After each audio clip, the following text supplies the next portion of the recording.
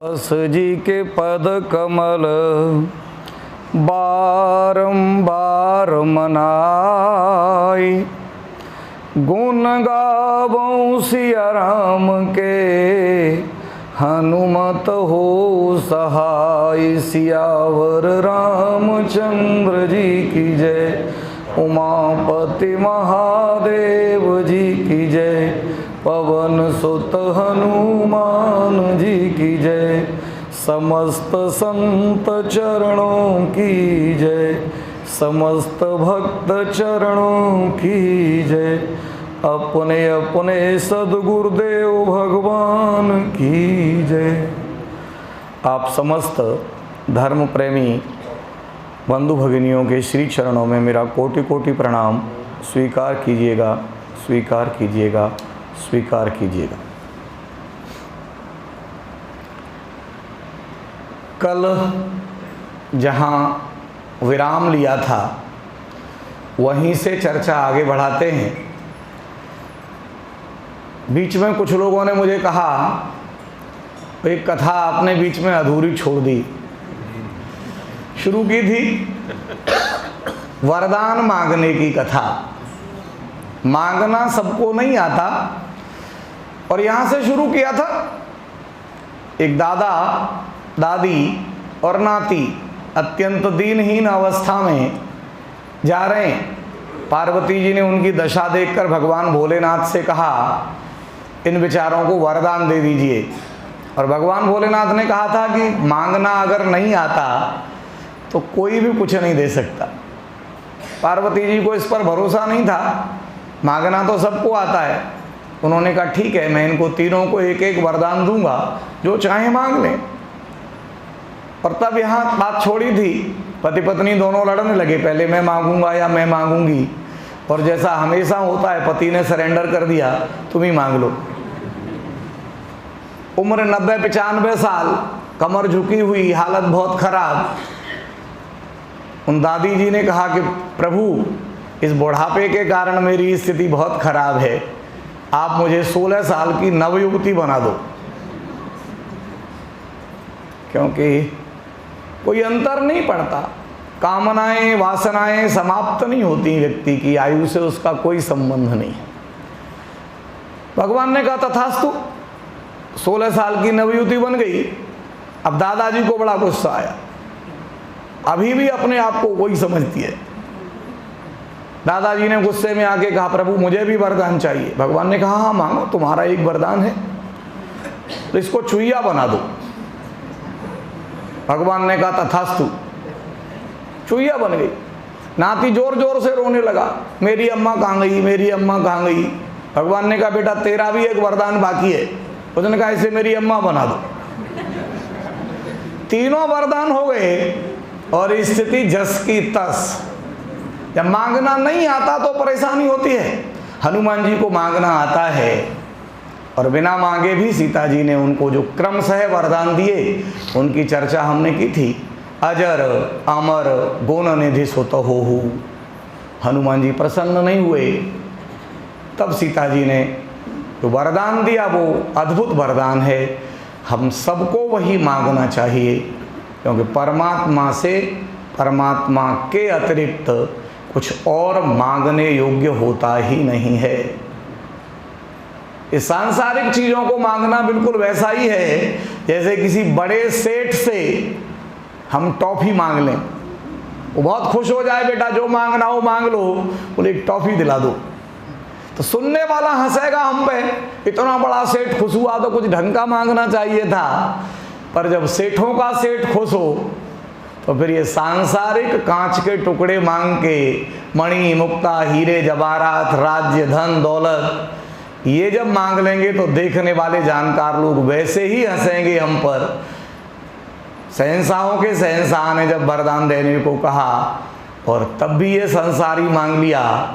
अगर मांगने योग्य कुछ है तो परमात्मा से, परमात्मा ही मांगने योग्य है। इसलिए हनुमान जी को वरदान मिला, करहु बहुत रघुनायक छोहु। और जैसे ही माता ने वरदान दिया प्रभु तुम पर बहुत स्नेह करें, करहु कृपा प्रभु अस सुनि काना, निर्भर प्रेम मगन हनुमाना। अब कृतकृत्य भयऊ मैं माता। परमात्मा मुझ पर स्नेह करें, ये कृतकृत्य होने का लक्षण है। मैं परमात्मा को स्नेह करूं और परमात्मा मुझे स्नेह करें, दोनों चीजों में बड़ा अंतर है। बंदर का बच्चा बनना कि बिल्ली का बच्चा बनना। बंदर का बच्चा पीठ पर बैठा होता है, वो पकड़े होता है, बंदर को नीचे चिपटा होता है तो पकड़े होता है, उसमें भी एक बड़ा खतरा रहता है कब ये पकड़ छूट जाए, भरोसा नहीं, क्योंकि हमने पकड़ा है परमात्मा को, माया के किस प्रहार से, किस झटके से ये पकड़ छूट जाए पता नहीं चलता। पर बिल्ली के बच्चे में क्या खास बात होती है, वो नहीं पकड़ता बिल्ली को, बिल्ली उसको पकड़ती है। कैसे पकड़ना है ये बिल्ली जाने, उसका काम जाने, और ये पकड़ फिर जिंदगी में कभी छूटती नहीं है। तो तुम प्रभु को प्रेम करो, ये वरदान नहीं दिया, क्योंकि तुम प्रेम करोगे तो हो सकता है कभी घट जाए, कभी बढ़ जाए, कभी छूट जाए। करहु बहुत रघुनायक छोहू, प्रभु तुम पर बहुत स्नेह करें। ये बिल्ली का बच्चा बनने का आशीर्वाद जो प्राप्त हुआ हनुमान जी महाराज को, बंदर के बच्चे बनने का आशीर्वाद नहीं दिया माता ने।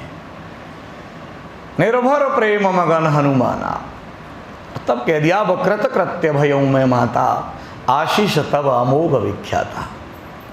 और उसके बाद हनुमान जी ने कहा, सो न हो मात वही अतिशय भूखा। इतनी लंबी यात्रा हो गई, कहीं रत्ती भर भी भूख नहीं है हनुमान जी को, न भूख है न प्यास है, क्योंकि एक ही धुन है, भक्ति का दर्शन कैसे हो। कहीं पूरी लंका घूम आए, लंका में इतने सुंदर सुंदर पदार्थ, एक पर भी नजर ही नहीं पड़ी। आंखें देखने का काम नहीं करती। सुनने में बड़ा विचित्र लगेगा आपको, आंखें नहीं देख सकती। और नहीं तो आप प्रैक्टिकल करके जब आपका मन हो तब कर लो। मैं क्लासरूम में करवाता रहता हूं प्रैक्टिकल, जब मुझे अवसर मिलता है मैं विद्यार्थियों से पूछ लेता हूं, और आप लोग कभी भी प्रैक्टिकल करके देख लेना।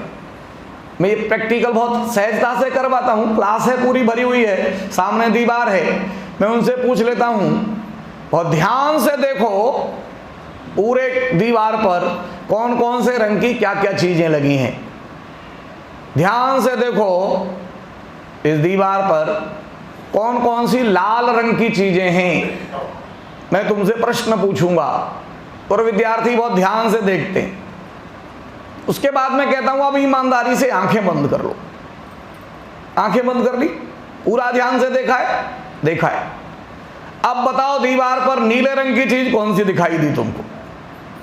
और ईमानदारी से उत्तर देने वाले विद्यार्थियों में से एक के पास भी इस प्रश्न का उत्तर नहीं होता, क्योंकि आंखें नहीं देखा करती।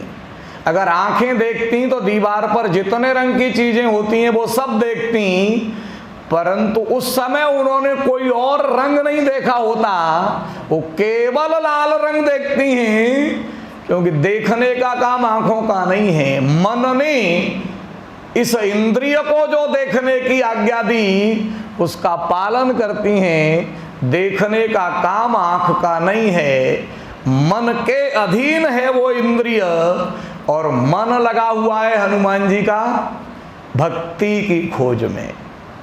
मन अगर भक्ति में लग जाता है तो लंका में भोग दिखाई नहीं पड़ते। इसीलिए हमारे जितने प्राचीन ऋषि मुनि थे इसी प्रकार से वैज्ञानिक साधनों में लगते थे। ऐसे तमाम उदाहरण हमको ऋषियों के मिलते हैं।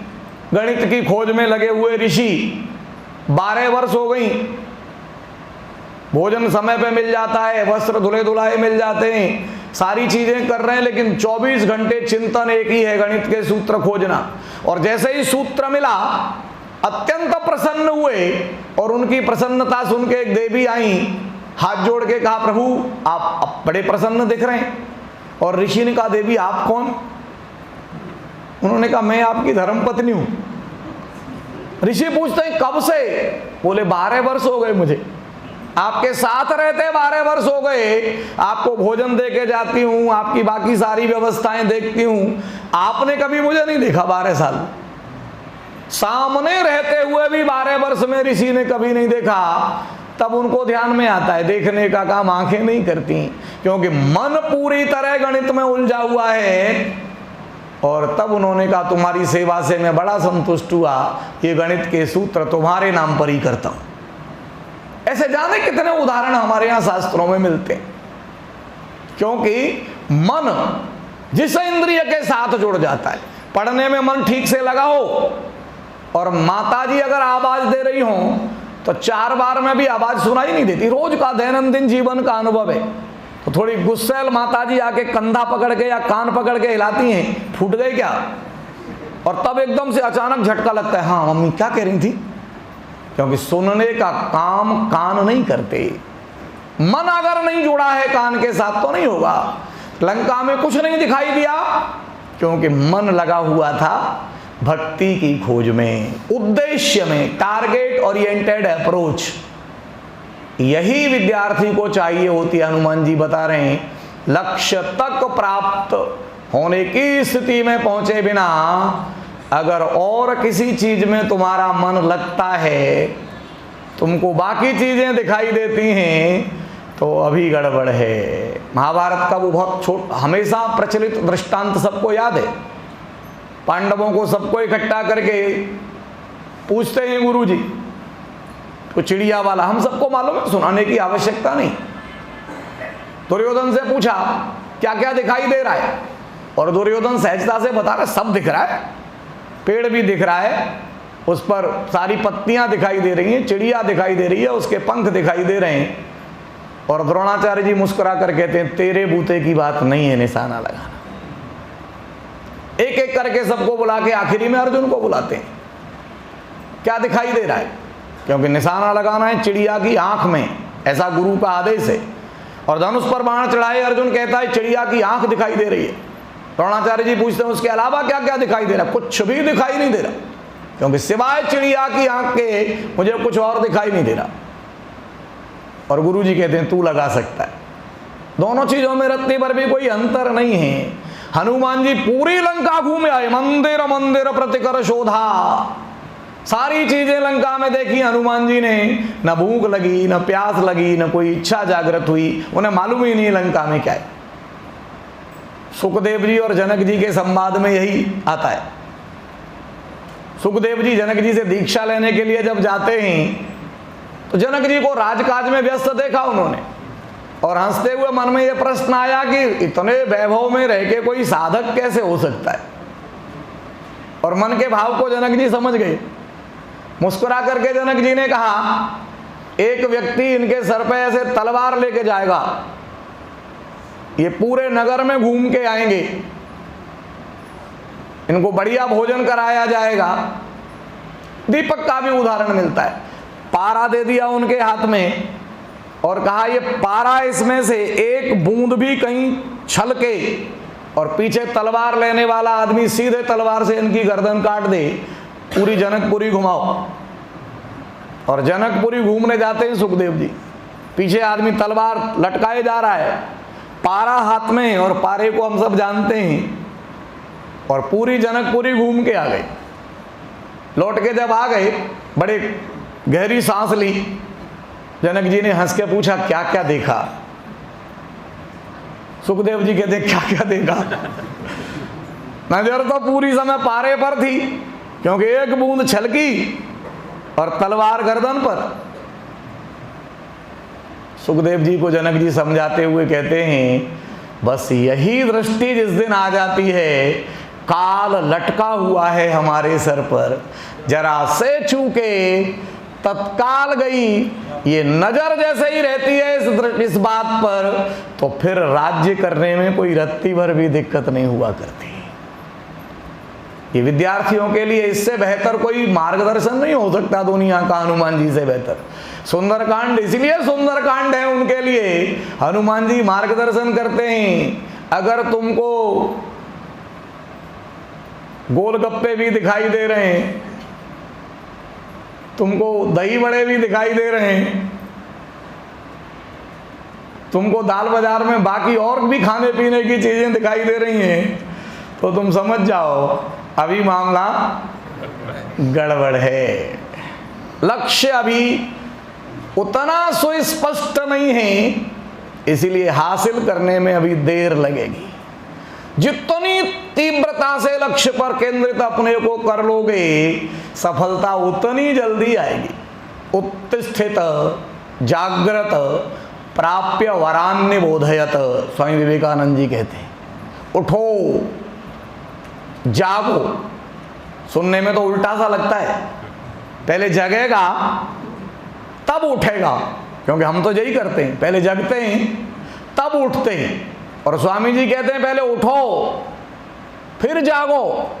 और प्राप्य वरान्य बोधयत, जब तक अपने लक्ष्य को प्राप्त न कर लो तब तक मत रुको। तो पहले उठना पड़ेगा। जब तक उत्थान नहीं होगा हमारी सोच का, तब तक जगे पड़े रहने से भी काम नहीं चलेगा। इसलिए पहले उठना, गुरु हमको उठाता है, हमारा जो स्तर है उससे ऊपर ले जाने का काम करता है। इसको दीक्षा कहा जाता है। द इच्छा, इच्छा यानी देखना, देखना देता है गुरु हमको, क्योंकि हमारे पास देखने की जो क्षमता है वो संसार वाली है। और जिस दिन गुरु हमें इच्छा दे देता है, देखना दे देता है, उस दिन हमको अपने स्वरूप का बोध हो जाता है और हम हो जाते हैं दक्ष।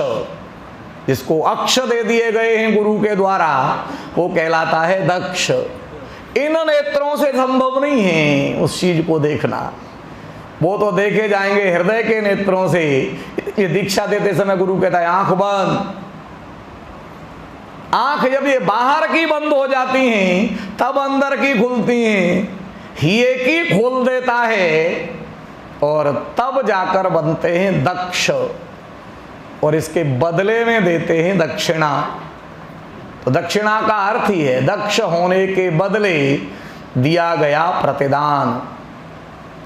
ये भारतीय परंपरा हमेशा से रही है। हनुमान जी महाराज दक्ष हैं, भगवान सूर्य के शिष्य हैं, सूर्य से विद्या प्राप्त की है, लक्ष्य बहुत अच्छी तरह जानते हैं। इसीलिए सीता जी से कहा सोनहु मां तु मोहि अतिशय भूखा। अब बहुत भूख लगी, लागी देखी सुंदर फल रूखा। भक्ति प्राप्त हो गई, भक्ति का आशीर्वाद प्राप्त हो गया, प्रभु की कृपा की गारंटी मिल गई। अब कोई परेशानी नहीं है, क्योंकि अब नई लीला करनी है। जो त्रिजटा से सुना था सपने वानर लंका जारी, तो ये जलाने का काम कब शुरू होगा? जब कुछ तोड़ फोड़ होगी। और शुरू कर दी। सीता जी ने कह दिया देख बुद्धि बल निपुण कपि कहा जानकी जाहु, रघुपति चरण हृदय धरि तात मधुर फल खाओ। संसार के सारे फल खा सकते हो, बस एक ही बात याद रखना, रघुपति चरण हृदय धरे। ये अगर बिसर गए तो फिर ये सब कुपथ्य के रूप में ही परिवर्तित होने वाले। पथ्य तभी तक है जब तक रघुपति चरण हृदय धरे। और हनुमान जी परमानेंट उस पथ्य को मानते ही हैं। फल खाए से तरु तोरे लागा, फल खा रहे हैं और पेड़ तोड़ रहे। अशोक वाटिका पूरी तहस नहस कर दी। मानो क्या संदेश देना चाहते हैं रावण को? तूने जो नकली अशोक वाटिका बना रखी है जीवन में, ये वास्तविक अशोक वाटिका नहीं है। अशोक वाटिका का अर्थ ही है जहां शोक के लिए कोई स्थान न हो, और भौतिक साधनों के माध्यम से अशोक वाटिका नहीं बनाई जा सकती। ये तेरी वाटिका तो वो है जिसमें साक्षात भक्ति भी शोक में डूबी हुई है। इसे अशोक वाटिका कह के तू अशोक वाटिका का अपमान क्यों करता है? इसका उजड़ जाना ही श्रेयस्कर है। इसीलिए अशोक वाटिका उजाड़ते, रक्षक मर्दे मर्दे मही डारे। जाके रावण से पुकार की, एक बंदर आ गया है, पूरी अशोक वाटिका उजाड़ दी। रावण ने कुछ और योद्धा भेजे, वो भी पिट के आ गए। पुण्य पठयऊत ही अक्ष कुमारा। अब हनुमान जी ने कहा अच्छा अच्छा बेटा, इसका नाम तेने ठीक रख रखा है, अक्षय। अक्षय का मतलब होता है जिसका कभी क्षय न हो। तेरे यहां सारे ही मामले उल्टे। अशोक वाटिका जो शोक ही शोक देती है, पुत्र का नाम अक्षय, देख कैसे है अक्षय। केवल एक घूंसे में हनुमान जी ने उसका क्षय कर दिया। ये नाम जो तूने रख रखे हैं ये सब उल्टे, इनको जरा ठीक कर। ये हमको शिक्षा है, यथा नाम तथा गुण। पुरानी परंपरा थी भारत की, इसलिए आचार्य बुलाए जाते थे नाम रखने से पहले।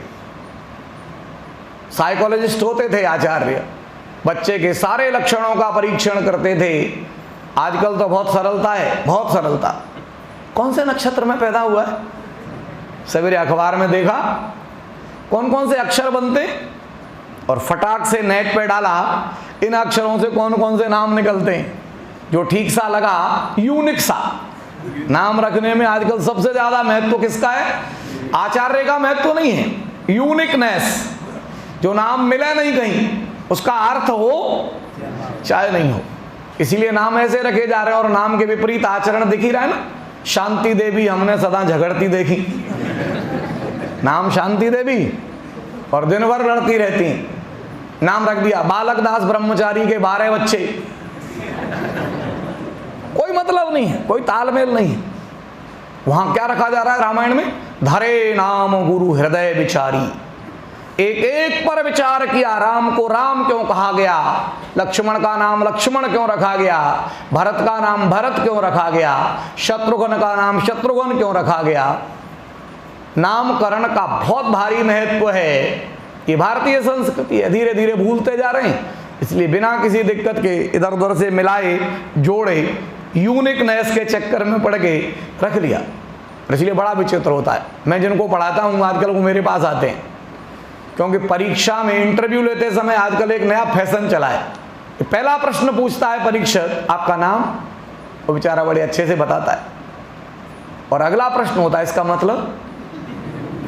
तो बहुत सारे विद्यार्थी मेरे पास आते हैं अपना नाम लेके, सर मेरे नाम का क्या मतलब है?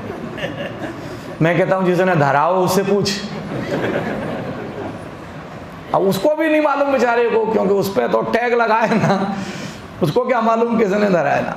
तो संस्कार विहीनता की ये जो स्थिति है हमारी, धीरे धीरे हमारे घर से जो बहुत महत्वपूर्ण संस्कार हुआ करते थे, नामकरण संस्कार, उसको संस्कार ही इसीलिए कहते थे सम्यक रूप से किया गया कार्य। प्रत्येक कार्य को हम सम्यक रूप से करते थे, इसलिए बहुत महत्व हुआ करता था उसका।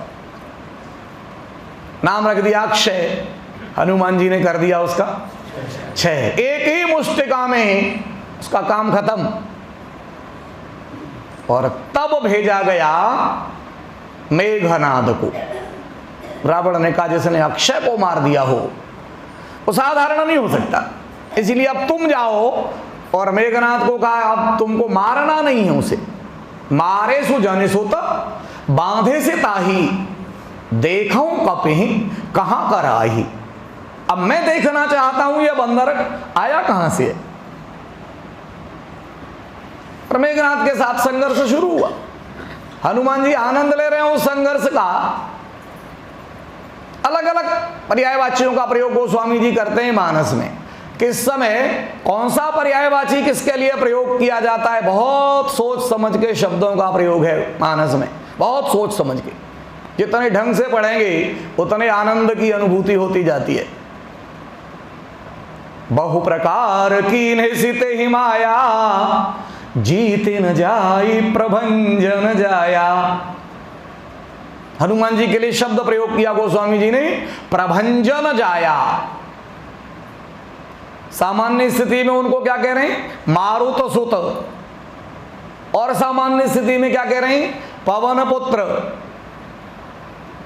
पवन सुत। लेकिन प्रभंजन क्या है, जो 49 प्रकार के पवन हैं उनमें सबसे तीव्रता लिए हुए जो वायु है अंधड़, उसको कहते हैं प्रभंजन। और जिस समय मेघनाद से युद्ध चल रहा है उस समय हनुमान जी की स्थिति यही है। इसलिए गोस्वामी जी पर्यायवाची प्रयोग करते हैं, प्रभंजन जाया, जीते न जाए प्रभंजन जाया। ये वो मेघनाद है जो इंद्र को ऐसे जीतता है जैसे पहले से ही जीत के रखा हो। रावण ने इधर कहा, इंद्र को जीत के ला, उधर ला के दे दिया, लो। उस मेघनाद की प्रभंजन जाया के साथ संघर्ष की स्थिति में क्या है, जीते न जाए। बहु प्रकार की निश्चित है माया, हर प्रकार की माया करी, जीते न जाए प्रभंजन जाया। और आखिरी उपाय उसके पास जो था वो उसने कर लिया, ब्रह्मास्त्र चला दिया। और बल के साथ होश कितना जरूरी होता है हनुमान जी हमको समझाते हैं। सुंदरकांड की सुंदरता इसी में है, जोश और होश। जो न ब्रह्म सरमानऊ महिमा मिटे अपार। उनकी जगह कोई और होता तो युद्ध में और प्रेम में सब जायज है।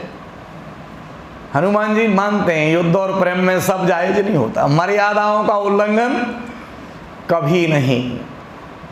दुनिया में पूज्य वही होता है जो मर्यादाओं का उल्लंघन कभी नहीं करता, किसी भी स्थिति में नहीं करता।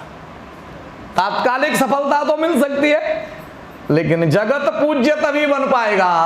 राम जी से भी ज्यादा हनुमान जी के मंदिर इसीलिए हैं मर्यादा का उल्लंघन कभी नहीं, कहीं नहीं। सारी सामर्थ्य होते हुए भी सर झुका के ब्रह्मास्त्र को स्वीकार किया।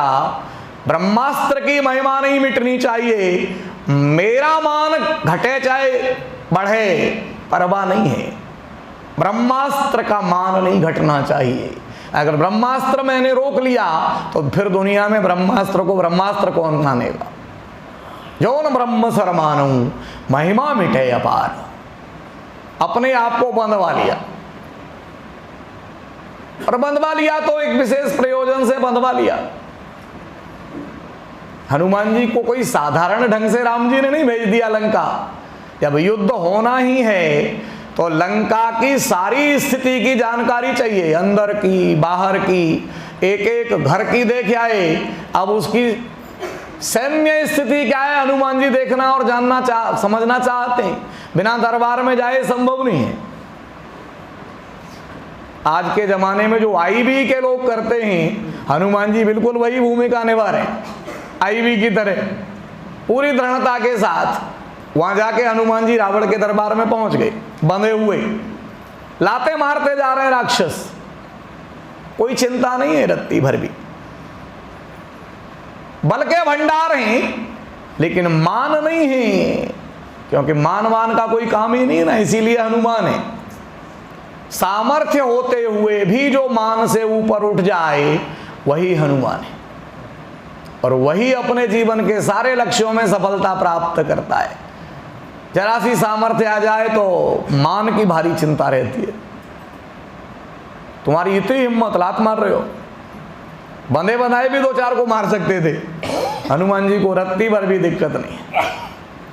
बांध के ले जा रहा है, लाते मारते जा रहे हैं राक्षस, देखने जा रहे हैं ये वही बंदर है जिसने अब तक सारा तहस नहस कर डाला था। अब देखो मेघनाथ कैसे बांध के ला रहा, बंधे बंधाए खड़े। और बंधे बंधाए से रावण प्रश्न करता है, कहु लंकेश कवन ते कीसा, केहि के बल घाले से बन खीसा। किसके बल से तैने मेरा बाग उजाड़ा, किसके बल से। हनुमान जी ने ये नहीं कहा कि मैंने अपने बल से। हनुमान जी ने रावण को बहुत स्पष्टता से समझाते हुए कहा, मैं किसके बल से उजाड़ूंगा, जिसके बल से ये सारी दुनिया सारे काम कर रही है। मेरे पास कोई स्पेशल बल थोड़ी है, तेरे पास भी उसी का बल है।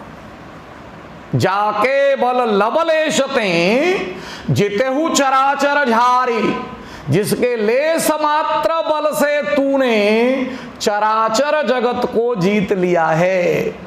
तूने, तेरे पास भी उसी का बल है तो मुझसे क्यों पूछ रहा है? तासुदूत में जाकर हरे आने हूं प्रिय नारी, मैं उसका दूत हूं जिसकी प्रिय नारी का अपहरण करके तू ले आया है। यह है वाक चातुर्य, अपने प्रभु का गुणगान करने का तरीका।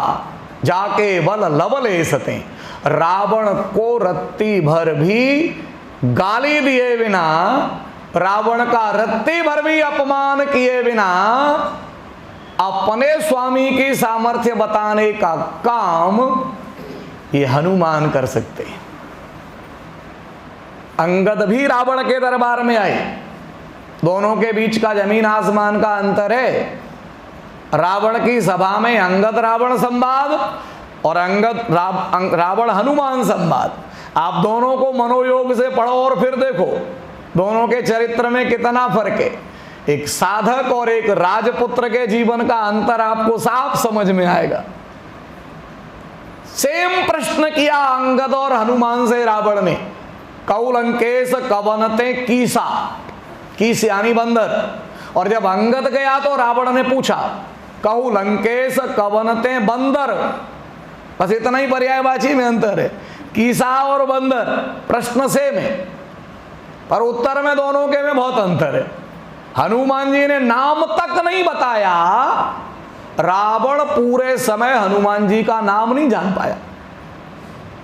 पूरी लंका में किसी को नहीं मालूम इस बंदर का नाम क्या है। और अंगद शुरुआत ही यहां से की, अंगद नाम बालिकर बेटा, मेरा नाम अंगद है, मेरे बाप का नाम बाली है। ये राजपुत्र की पहचान है। साधक की पहचान अपने को छिपाना,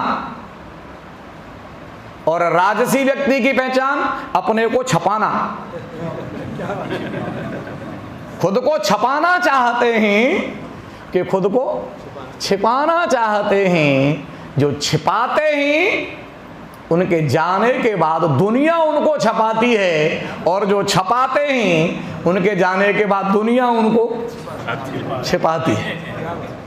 ये सुंदरकांड, सुंदरकांड की सुंदरता इसमें है कि हम अपने जीवन में छपाना चाहते हैं कि छिपाना चाहते हैं। साधक स्वयं को छिपाना चाहते हैं। इसीलिए रावण अंगद से पूछता है तुम्हारी सेना में कौन है योद्धा? तुम्हारे स्वामी पत्नी के विरह में व्याकुल, उसका भाई के दुख से व्याकुल, नलनील हैं, वो इंजीनियर हैं, युद्ध क्या करेंगे? तुम और सुग्रीव दोनों किनारे के वृक्षों, कब लुढ़क जाओगे? जामवंत बहुत बूढ़ा हो गया है। हाँ, तुम्हारी सेना में एक बंदर है जो पिछली बार आके मेरा नगर चला गया था, नाम नहीं मालूम मेरे को। ये रावण कहता है, जिसके इतने गुप्तचर हैं दुनिया में, जिसके पास इतनी सुचारू व्यवस्था है, पूरी लंका में एक व्यक्ति हनुमान जी का नाम नहीं जानता। ये है साधक। और साधक के नाते उपदेश क्या दिया उन्होंने रावण को? रावण को लगातार उपदेश देते हैं। उत्तम कुल पुलस्त्य करनाति, शिव विरंचि पूजे बहुभांति। रावण के सारे गुण उजागर करते हैं। इतने गुण रावण के किसी ने रावण को नहीं बताए। ये साधक का काम है, ये संत का काम है, क्योंकि दोष दृष्टि नहीं होती संत के पास। संत की दृष्टि तो केवल व्यक्ति के गुण पर होती है। जाके बल लवले सते जितऊ चराचर झारे, ये प्रशंसा रावण के कुल की प्रशंसा। उत्तम कुल पुलस्त्य करनाति, शिव विरंच पूजे बहुभांति। कितने ही श्रेष्ठ व्यक्ति हो रावण तुम, श्रेष्ठ कुल है तुम्हारा। तुमने कितनी सेवा पूजा की है भगवान की, भगवान ब्रह्मा जी की कितने ढंग से तुमने आराधना की, कितने वरदान प्राप्त किए। शिव जी की पूजा तो तुम्हारी अद्भुत और अद्वितीय है। ये प्रशंसा रावण की। और धीरे से दोष की तरफ कितने धीरे से इशारा करना, ये हमारे लिए संदेश है सुंदरकांड का। कभी भी किसी का दोष सार्वजनिक रूप से नहीं बताना चाहिए। इस गलत फहमी में ये वाक्य नहीं बोलना चाहिए, देखो भैया हम तो सही बात कहते हैं, चाहे बुरा लगे चाहे भला लगे। ऐसा सच बोलना, ये सच बोलना नहीं है। किसी के भी दोष को उसके 4 लोगों के सामने कहने से वो दोष ठीक करने का उपाय नहीं कर रहे आप, वो आपके 4 दोष और गिनाएगा। जैसे ही आप उसकी तरफ उंगली उठाते हो, मेरी गारंटी है वो सुधरेगा नहीं, आपके 4 दोष ढूंढ के आपको जगह जगह 4 लोगों को बताएगा। दुनिया की बातें करते हैं, अपने बारे में नहीं देखते। आप सुधारने के लिए बता रहे हो उसे, ये गलत फहमी मत पालो। सुंदरकांड क्या शिक्षा देता है? उसके गुणों की चर्चा करो। अवगुणों की चर्चा नितांत अकेले में और बहुत धीरे से और बहुत प्रेम पूर्वक। शायद मुझे ऐसा लगता है इस बात में थोड़ा और परिवर्तन कर लोगे तो ठीक हो जाए। काने से काना कहो, काना जाएगा रूठ। धीरे धीरे पूछ लो, भाई साहब कैसे गई थी फूट? कह तो तुम अभी भी वही रहे हो, पर वो पूरा बता देगा आपको, ऐसे ऐसे एक्सीडेंट हुआ था भाई साहब, ऐसे गड़बड़ हो गई थी। और डायरेक्ट अगर तुमने कह दिया तो, अगर सीधे जैसे ही तुमने कहा ना क्यों काने, उसका गारंटी से पलट के जवाब होगा हाँ सूझते। ये वार्तालाप ठीक नहीं चलेगा। उत्तम कुल पुलस्त्य करनाति, शिव विरंचि पूजे बहुभांति। नृप अभिमान मोह बस किंबा। अब जाने कौन से अभिमान में तुम हरियाणे हु सीता जगदम्बा, जगत माता सीता जी का जाने किस अभिमान में हरण करके ले आए हो।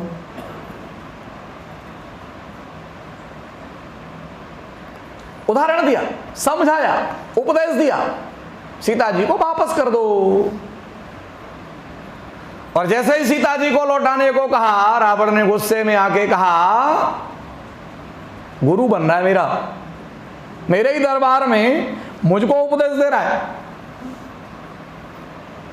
बेगिन हरऊ मूढ़ कर प्राणा, इस मूर्ख के प्राण जल्दी क्यों नहीं हरते।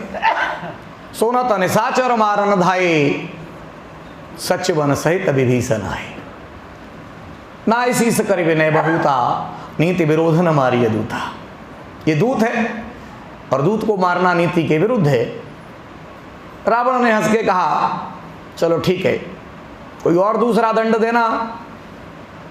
रावण ने धीरे से कह दिया दूसरा दंड बंदर के लिए सबसे अच्छा क्या है? कपिके ममता पूंछ पर।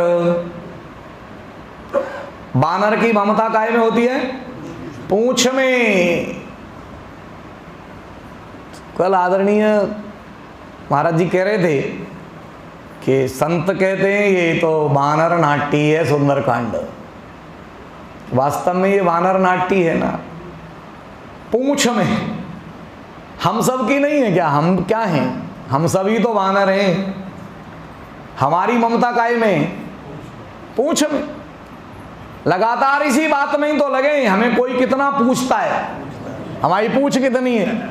पूरी जिंदगी एक ही चीज के लिए काम कर रहे हैं ना, पूंछ के लिए। और पता नहीं कब जल जाती है, पता नहीं चलता।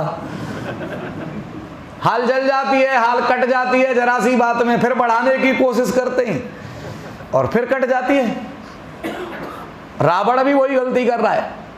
हनुमान जी को हमारे जैसा ही समझ बैठा ना रावण, तो आदमी तो अपनी नजर से ही देखेगा ना, जैसा खोदे। कपिके ममता पूंछ पर, सबई कहूं समझाई, तेल वो रिपट बांधे कोने पावक देव लगाए। तेल में बोरो, कपड़ा बांधो और लगा दो आग। और रावण ने जैसे ही इतना कहा, सारी लंका एक ही काम में लग गई। किसी की पूंछ में आग लगाने का काम ये लंका वासी होने का प्रमाण है। और हम लगातार लगा रहे हैं। जैसे ही किसी की प्रशंसा सुनते हैं तत्काल क्या करते हैं? तुम जानते भी हो कुछ उसके बारे में? ये वाक्य क्या है? ये पूंछ में आग लगाना है। धीरे से कपड़ा बांध रहे हैं हम भी, तेल डाल रहे हैं हम भी, उसकी महिमा घट जाए। दो लोग आपस में जब बात करते हैं तो आप बहुत ध्यान से देखना आज के बाद, उनकी चर्चा का विषय उन दोनों में से कोई नहीं होता।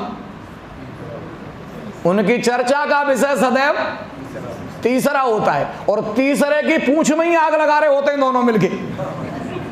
केवल पूंछ में आग लगाने का काम करते हैं। घंटे भर भी बैठेंगे, ऐसी ऐसी बातें दोनों उस तीसरे के बारे में करते हैं जो उस तीसरे को भी अपने बारे में नहीं पता। पूंछ में आग लगाने का काम।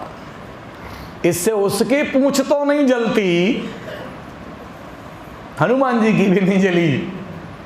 रहान नगर बसन घृत तेला, बाढ़ी पूंछ कीन कपि खेला। पूंछ और बढ़ती गई। जितनी ज्यादा हम किसी की पूंछ को जलाने की कोशिश करते हैं, उसकी पूंछ और बढ़ती जाती है। राजनीति में हम देख ही रहे हैं आजकल, जिसकी जितनी ज्यादा जलाई जाती है उसकी उतनी ज्यादा बढ़ती जाती है। इतनी बड़ी हो गई, लंका में न घी बचा, न तेल बचा, न कपड़ा बचा, क्योंकि हर आदमी वही है जो पूंछ में आग लगाने में अपना योगदान करना चाहता है। कोई पीछे नहीं रहना चाहता पूंछ में आग लगाने में, एक भी। इसीलिए लंका के किसी घर में केवल एक ही घर बचा जो पूंछ में आग लगाने का काम नहीं करता, और वो केवल विभीषण का घर है। वहीं से नहीं आया, न घी आया, न तेल आया, न कपड़ा आया। और नगर फेर पुन पूंछ प्रजारी, जैसे ही आग लगाई हनुमान जी फिर बहुत छोटे हो गए और सारे बंधन छूट गए। फिर जो उन्होंने अपना आकार बढ़ाया, पूरी लंका में क्षण मात्र में ही उन्होंने आग लगा दी। केवल एक ही घर बचा, जारा नगर निमिषैक माही। पलक झपकने में जितना समय लगता है, इतना समय गोस्वामी जी कहते हैं लंका को जलाने में लगा हनुमान जी को, क्योंकि वो तो सब अपने आप इंतजाम कर चुके हैं ना पहले ही। तो हमारी लंका कोई और नहीं जलाता। लौट के जब रामचंद्र जी के पास आए तो रामचंद्र जी ने पूछ लिया, बहुत तारीफ की, बहुत। सुन सुत तो ही उरण में नाही। कल मैं चर्चा कर रहा था बाहर निकलते निकलते महाराज जी से, और महाराज जी कह रहे कि इतना सुंदर कांड तो हमको समझ में आ गया, आप हमें चाहे जितना फुलाओ, हम फूलने वाले तो नहीं। और सुंदर कांड की सबसे बड़ी शिक्षा यही है। पूरे रामायण में दो प्रसंग चुने गए प्रशंसा के। ये प्रशंसा दुनिया का सबसे घातक जहर है, सबसे घातक, आदमी को कहीं की नहीं छोड़ती है। एक प्रसंग लिया गया नारद जी का बालकांड में, नारद मोह जिसे कहते हैं। नारद जी की प्रशंसा की विष्णु भगवान ने। नारद जी प्रशंसा के चक्कर में जाने क्या क्या कर बैठे। हम सबको नारद मोह की कथा मालूम है। भगवान विष्णु के पास गए और काम विजय की कथा सुनाई। शंकर जी ने मना किया हुआ था, जैसे मेरे सामने वर्णन किया है, विष्णु भगवान को मत सुनाना, वो उतने सरल नहीं है, तुम्हें दिखते हैं सरल। और नारद जी ने सब सुना दी, नहीं माने। और विष्णु भगवान ने प्रशंसा करते हुए क्या कहा, तुम्हारे सुमिरन ते मिटहि मोह मार मदमान। अकेले कामदेव की क्या बात कर रहे हो आप? आपके तो स्मरण मात्र से मोह मार मद मान सब नष्ट हो जाते। नारद जी ने क्या गलती की? नारद जी ने प्रशंसा करते हुए भगवान विष्णु का चेहरा नहीं देखा, नहीं तो वो लाइन समझ में आ जाती जो तुलसीदास जी ने शुरुआत में लिखी इस दोहे में, रूख बदन करी बचन मृदु बोले श्री भगवान। प्रशंसा कर रहे हैं लेकिन चेहरा कैसा है? रूखा। जब कोई नकली प्रशंसा करता है तो उसके चेहरे पर वो भाव नहीं आते। इसलिए तारीफ करते समय हमेशा प्रशंसा करने वाले के चेहरे पर नजर रखो, तो पढ़ पाओगे कि प्रशंसा असली है कि नकली। नारद जी ये गलती कर गए, इसीलिए वो सब हुआ नारद जी के जीवन में। काम भी आया, लोभ भी आया, क्रोध भी आया, कुछ नहीं बचा। यहां तक कि विष्णु भगवान जिंदगी भर नारायण नारायण कह के जिनका जप करते रहे, वो उन विष्णु भगवान को ही श्राप दे बैठे। ये नारद मोह नारद जी के लिए नहीं है। नारद जी को क्या मोह होगा, ये हम सब के लिए है। सावधान, जब नारद जी जैसा व्यक्तित्व प्रशंसा के कारण इस गति को प्राप्त हो सकता है, तो हमारी क्या औकात है। ये प्रशंसा हमें कहां का छोड़ेगी। हनुमान जी की भी वैसी प्रशंसा हुई सुंदरकांड में। रामचंद्र जी खुल के प्रशंसा कर रहे हैं, इतना बड़ा काम तुमने कर दिया, सुन सुत तो ही उऋण में नहीं, तुझसे मैं उऋण ही नहीं हो सकता पुत्र। प्रभु कर पंकज कपि के सीसा।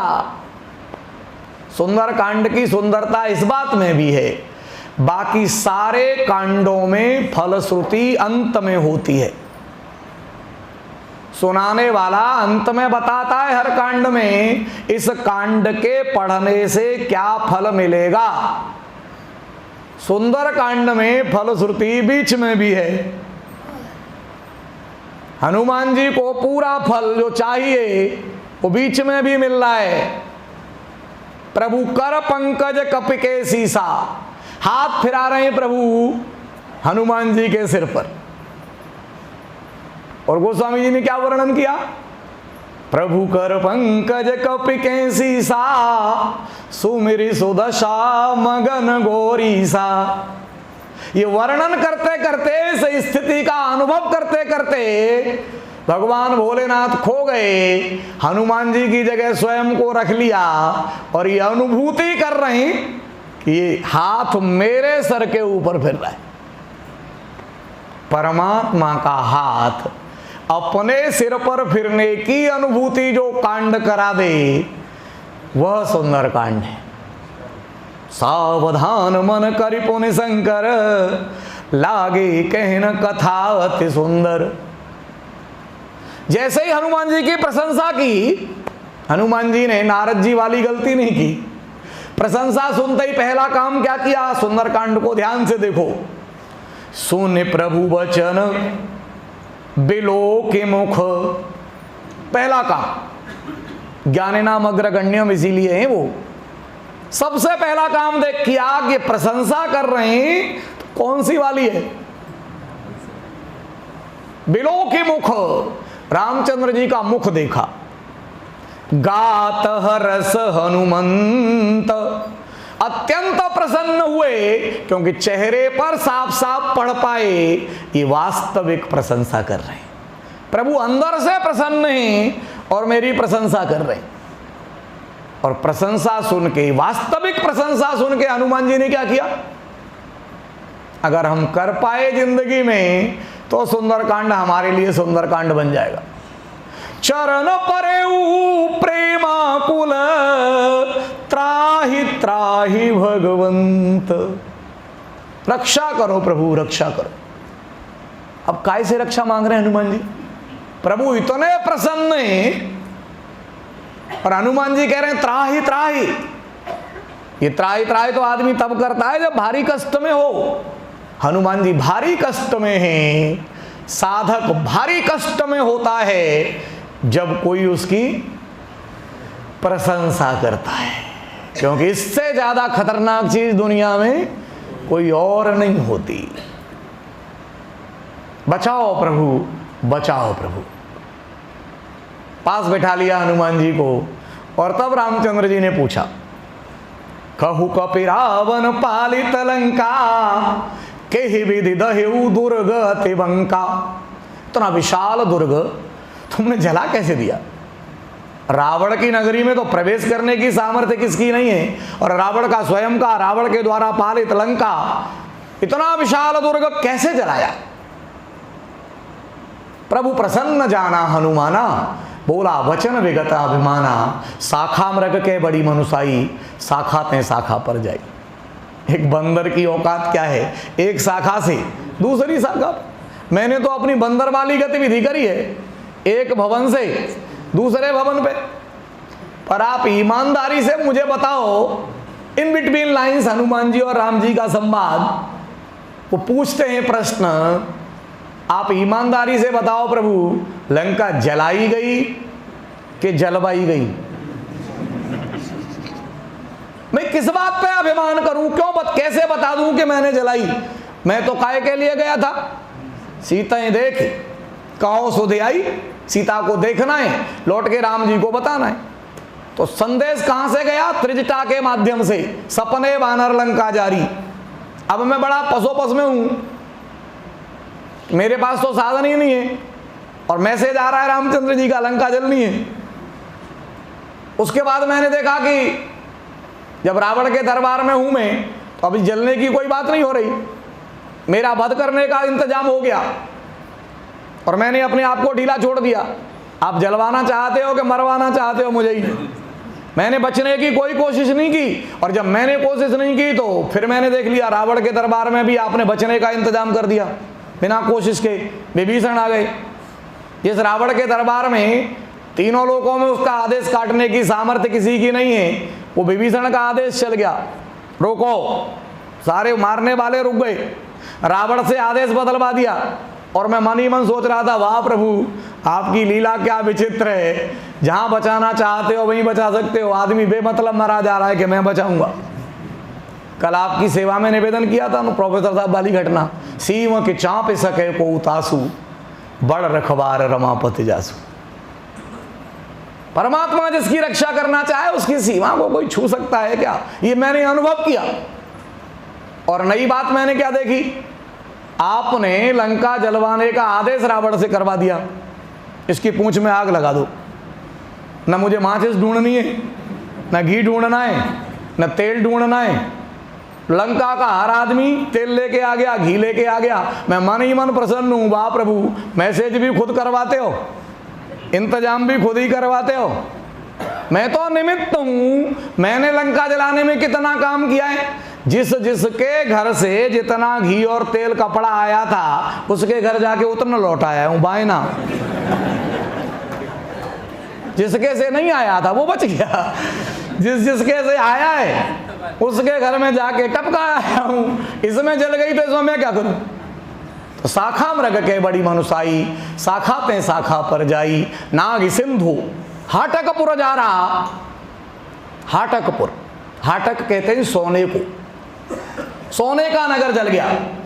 तो सोने के इस नगर जलने की भी संत कथा सुनाते हैं, बहुत सुंदर कथा संत सुनाते हैं। संकेत किया उन्होंने उस सुंदरकांड में, तो उन्होंने एक ही लाइन लिखी बहुत सरलता के साथ, बहुत धीमे से छोटी लाइन लिख दी, उलटी पलटी लंका सब जारी।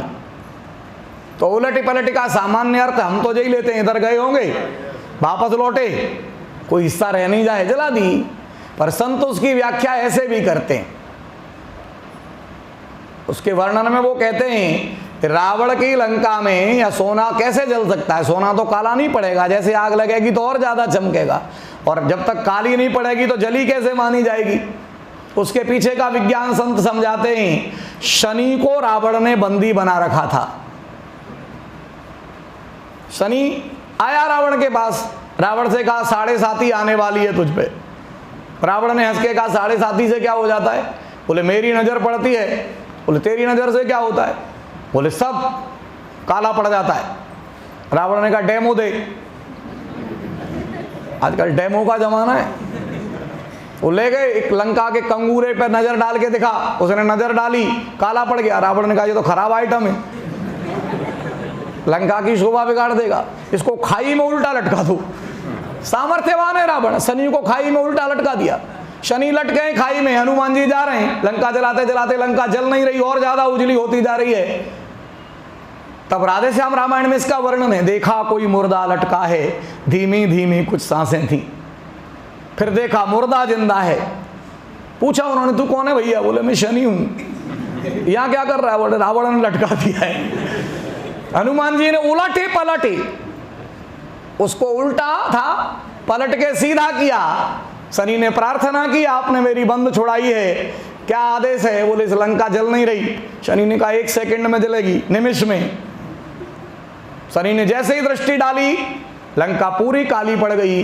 शनि ने हनुमान जी को कहा, आपने मुझे मुक्ति दिलाई है, जिस पर शनि की दशा आएगी, 7.5 आएगी, अगर वो हनुमान जी की पूजा करेगा तो शनि की 7.5 का प्रभाव उसके ऊपर कभी भी नहीं होगा।